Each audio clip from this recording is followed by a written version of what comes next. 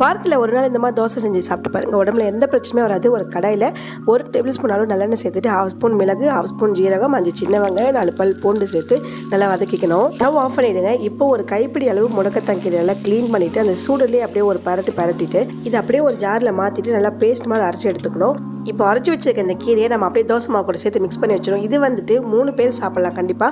சொன்னால் ஒரு 5 பேர் 6 பேர்னா இதில் அப்படியே டபுளாக எடுத்துக்கோங்க கீரையை. இப்போ கல் சூடானதும் நல்லா சூப்பரான ஒரு தோசை போட்டு மீன் குழம்பு வச்சு சாப்பிட்டுப்பாங்க. செம்ம டேஸ்ட்டாக இருக்கும். எல்லா சட்னி கூடயுமே சூப்பராக இருக்கும்.